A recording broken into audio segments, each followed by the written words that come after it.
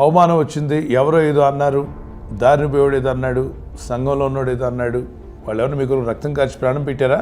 వాళ్ళు ఎవరైనా మీ ఆత్మరక్షకులా? లేదంటే పైనుండి దేవుడు అంటే నువ్వు బాధపడవచ్చు. దేవుడు అనలేదుగా. దేవుడు అన్నప్పుడు ఈ మనుషులందరూ కూడా బలహీనతలు ఉంటాయి.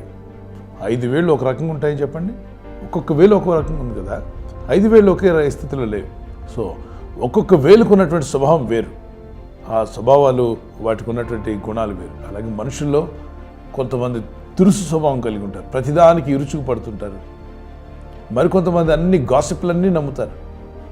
ఎవరు ఏది చెప్పినా, ఏ తప్పిదాలు చెప్పినా నమ్మేస్తారు. ఆ అబద్ధాలను నమ్మడానికి ముందుంటారు, దాన్ని మళ్ళీ స్ప్రెడ్ చేయడానికి కూడా రెడీగా ఉంటారు. ఇప్పుడు ఎందుకు ఒక వ్యక్తి గురించి మీరు మంచి చెప్పి, అతను చాలా మంచివాడు, నిజంగా ఉన్నటువంటి అతను మంచితనం గురించి చెప్పి మీరు ఒక యూట్యూబ్లో పెట్టండి, ఎంతమంది చూస్తారు చూడండి. అలా కాకుండా ఆ వ్యక్తి గురించి చెడు చెప్పి, ఇదిగోండి ఇతని రహస్యాలు బయటపడ్డాయి, ఫలాని చెడ్డవాడు అని చెప్పి అతని మీద చెడు చెప్పి మీరు యూట్యూబ్లో అప్లోడ్ చేయండి, ఎంతమంది చూస్తారు చెప్పండి? విపరీతంగా చూస్తారు. చూడనోడు కూడా చూస్తాడు, షేర్ చేస్తాడు. ఎలా వెళ్ళింది, ఎలా, దానికి గల కారణం ఏంటి అంటే మనుషుల్లో చెడు ఉందని గుర్తుపెట్టుకోండి. మనుషులు చెడుకు ఆకర్షించబడినంతగా మంచిగా ఆకర్షించబడరు.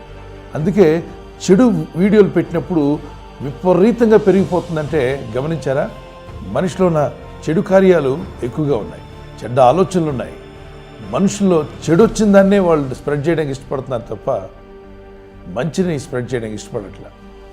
సో అదే ప్రాబ్లం. కనుక మనుషులందరూ పర్ఫెక్ట్ ఏం కాదు కాబట్టి ఎవరో పర్ఫెక్ట్ గాడ్ వచ్చి నీతో అంటే నువ్వు బాధపడాలి, కానీ నీ కొరకు ప్రాణం పెట్టిన ప్రభు అంటే బాధపడాలి, కానీ నీ కొరకు ప్రాణం పెట్టలేదు, వాళ్ళు ప్రాణం పెట్టినా నీకు ఉపయోగపడదు.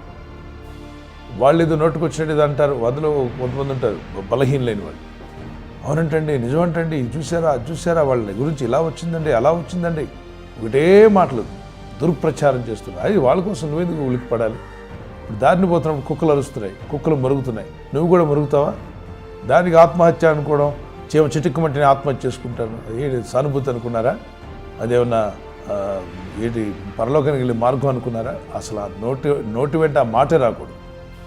అప్పులు ఉన్నాయి, సమస్యలు ఉన్నాయి, బాధలు ఉన్నాయి, ఇబ్బందులు ఉన్నాయి, అవమానాలు వచ్చాయి, నిందలు వచ్చాయి. Never say that I will commit suicide అనే మాట ఎప్పుడు అనుకో. బ్రతికి సాధించు, సచ్చి నువ్వేమి సాధించలేవు.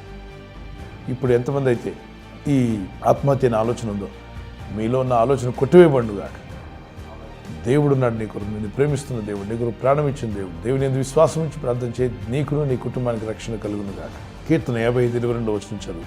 అలాగే సామెత 16:3 వచనం, 1 పేతురు పత్రిక 5:7 వచనం, ఫిలిప్పీ 4:4 నుండి 4, 5, 6 వచనాలు. Okay, God bless you.